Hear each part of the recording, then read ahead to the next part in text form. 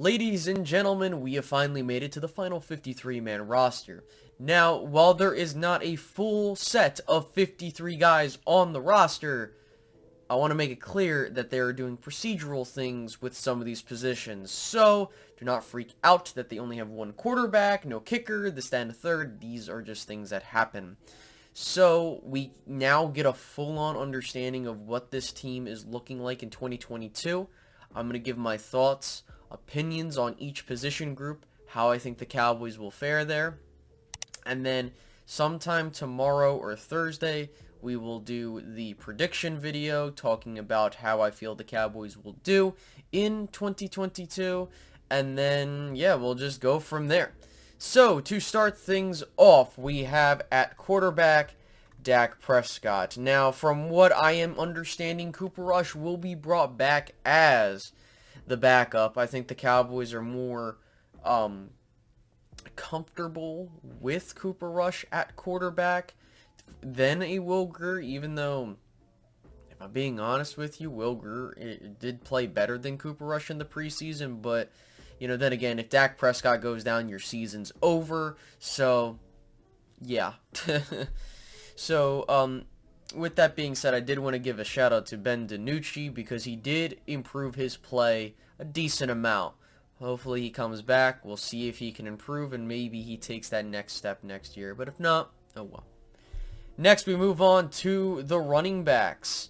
Ezekiel Elliott, Tony Pollard, and Rico Dowdle. This doesn't surprise me because I felt that Rico Dowdle definitely made a push. I think Malik Davis had an argument to make the roster. I think that if you were looking to keep 4 running backs, he could have made that argument for you. But this is fine. I think that the Cowboys will probably use Zeke and Pollard a lot. I mean, especially when you have your owner saying that Zeke is the focus of your offense. Yeah, that's what it's going to be. I don't think we'll see Rico Dowdle on the football field. However, maybe there is something there. We'll see if Malik Davis gets through the waivers. If he does, awesome. If not, we'll see how things go. Moving on to the wide receivers, the Cowboys elected to keep 8. Now, keep in mind, with James Washington, as I'm taking a look here, I believe he's on the short-term IR from what someone told me.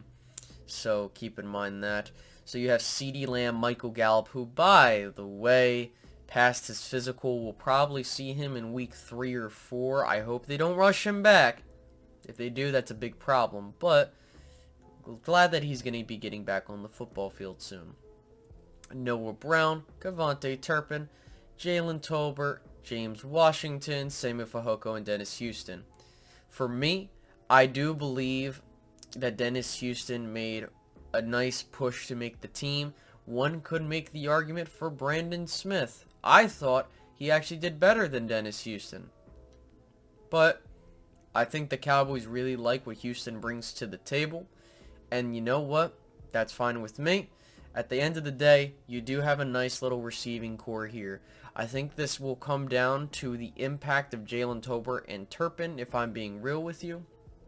Because those are the guys that the Cowboys have highlighted a lot. So, there's that. Moving into the tight end group, I personally think this group has improved from last year. You have Dalton Schultz, Jake Ferguson, and Peyton Hendershot, who I was really high on going into the camp. I think that he is giving you a bigger argument to keep him. And Jake Ferguson long term, I mean, you did have Stephen Jones specifically talk about these two individuals. And the big thing about that is that with Dalton having this franchise tag, I don't know if he comes back in 2023 with those topics of conversation in the front office, especially with Stephen Jones. But if he does come back, you have one hell of a tight end room here. So props to the Cowboys there. Moving to the offensive linemen, they have 9 offensive linemen. Tyron Smith, Tyler Smith, Tyler Biadasz, Zach Martin, Terrence Steele, Matt Farniak, Conor McGovern, Matt Waletzko, and Josh Ball. Now, Tyron Smith is going to IR on Wednesday, people, so they're probably going to add another individual. I've been hearing they're looking to add some guy from the Jets or Alex Leatherwood. I would keep an eye out on that. And this is not a starter. We're talking about a guy that will be a swing tackle or backup at guard or whatever the case may be. So that is something you want to keep an eye out on. But in terms, just not talking about Tyron Smith, how do I feel about this group? Well, looking at it at face value, I still believe you have question marks at left tackle because Tyler Smith, after having a high ankle sprain, according to reports, which isn't something you should take lightly, he's going to be playing left tackle. Then you have Connor Williams playing left guard. Then you have Tyler Biotish playing center. Your right guard is Zach Martin, and Terrence Steele, your right tackle. I have question marks on all of these positions, minus Zach Martin, until, maybe the Father Time starts to catch up with him. And this is something we need to have an honest conversation about, people, because if Tyler Smith does very well, that's great. I don't think anybody's having a problem with that. Me personally, I said, listen, he needs to get out on that football field. If you're not starting him at left guard, you're going to need him, get him out there somehow, and I'm glad the Cowboys are getting him out there. The problem is that if he goes to left tackle and he struggles, that's on the coaching staff. You do not play him at left tackle. You play him at left guard. Conor Mcgovern, it's the same thing, right? But I would say this, at least they were playing him at left guard. Now, there were moments in the preseason where he was playing right guard, and he looked very well. So, if he does struggle at left guard, again, that's on your coaching staff, right? Center, I think you're okay there, but Tyler Biotish needs to improve from last season. If he does not, that's another question you're going to have to answer moving forward. And even Terrence Steele, guys, I had to rework and take a look at some of the stuff. So he's still a restricted free agent, which means the Cowboys could tender him after this season, which is fine.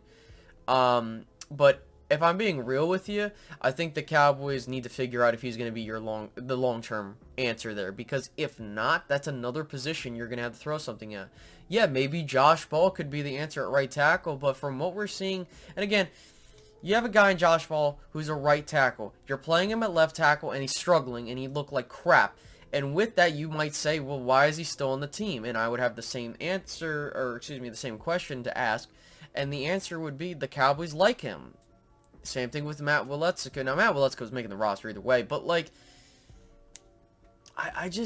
I feel like they need to add at least one more guy in here, and I'm okay with this, but this is not the greatest offensive line. This is an offensive line where you put these guys there and you pray that it works. If it doesn't, it's going to hurt. If it works, awesome, no complaints, but this does not look like a decent offensive line. Moving over to the defensive side of the ball, you have 6 defensive ends. DeMarcus Lawrence, Dorrance Armstrong, Sam Williams, Dante Fowler, Chauncey Goldstein, and Terrell Basham. That seems fine to me. I think that's a solid rotation there.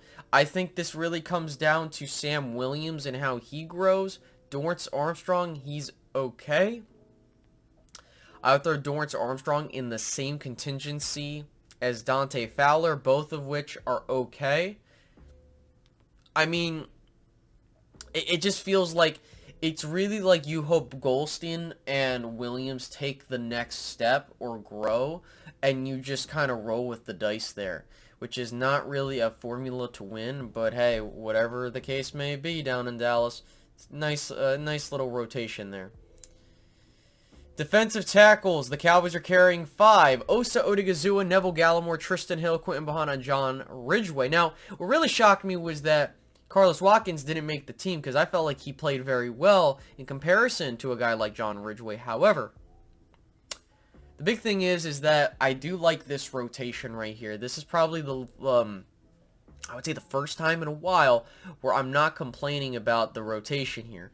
What I am looking at, though, is can a guy like Neville Gallimore, Osa, Tristan, we need one of these guys to emerge to really be a big presence, whether that be Quinton Bohanna or whoever the hell.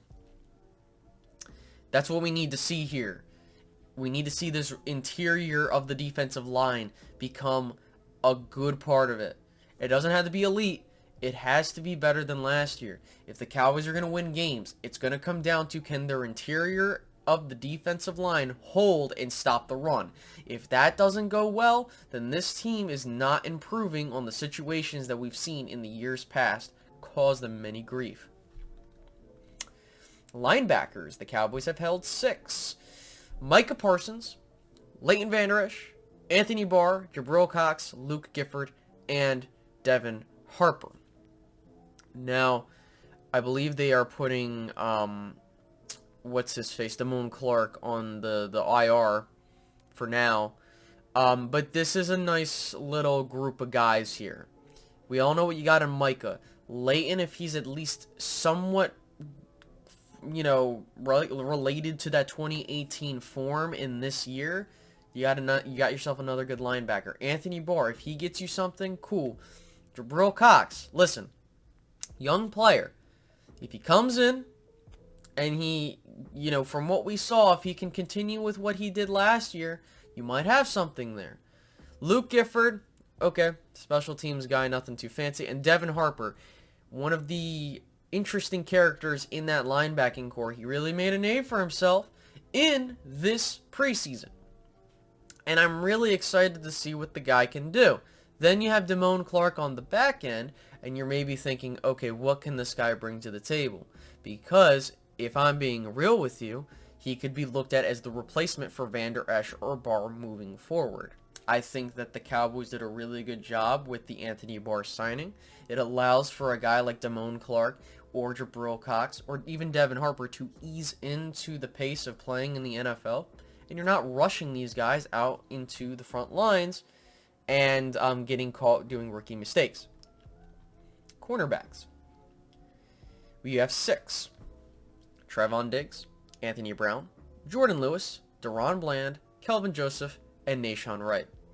This really surprised me because I personally felt that Nahshon Wright didn't really do enough to make the team. But this is just depth, right? Realistically speaking, you have your main guys in there, and then you're going to have these backups. However, Deron Bland should see a lot of decent playing time in this rotation. I think he did a fantastic job at showcasing himself in the preseason. And so if I'm the Cowboys, I think you got yourself a nice little cornerback room here. Moving to safeties, you have 5 here.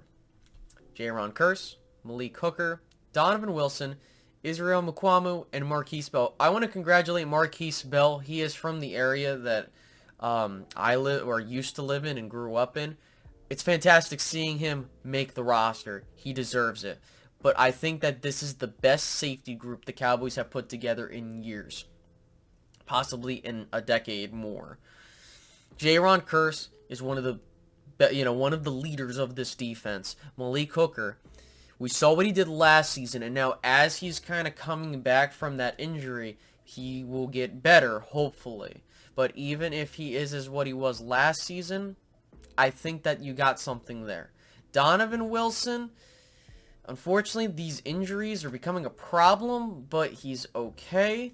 Israel Mukuamu really showed what he can do, and I think that he will continue to shine. And Marquis Bell, I mean, hey man, you know, you got some nice safeties in here.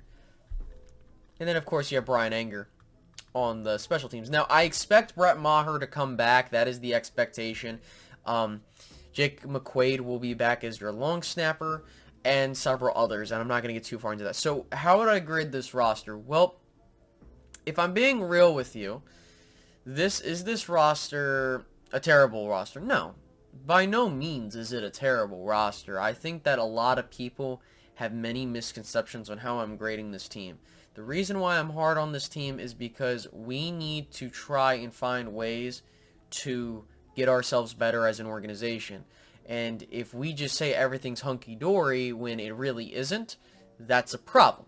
So offensively, I do think the Cowboys did take a step back from last year. But here are the key things. You still have a top 10 quarterback in Dak Prescott. What I mean by that, you got a good chance at winning games with a guy of his caliber. You have a nice little running back room. Wide receivers, you have some weapons here and there. Your tight end room is really solid. Your offensive line has a lot of question marks, and it really is going to be the make or break moment for your season.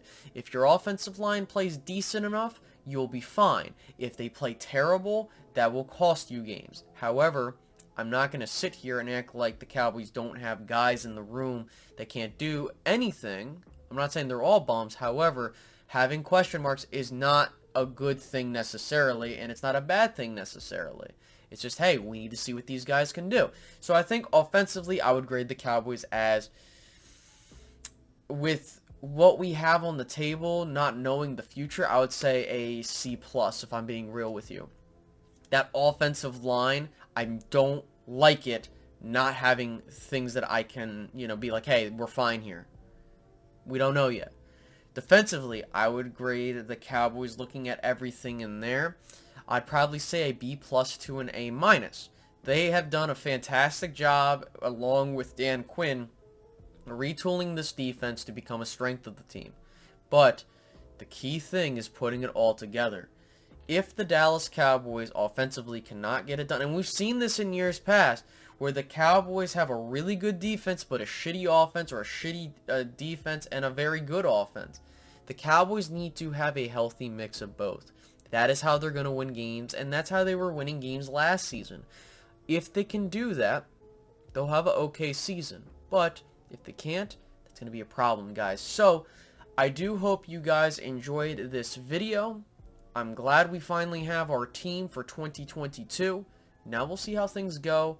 And yeah, I'll see you with that prediction video tomorrow. And if there were any other bits of news, we'll get into that later in the week.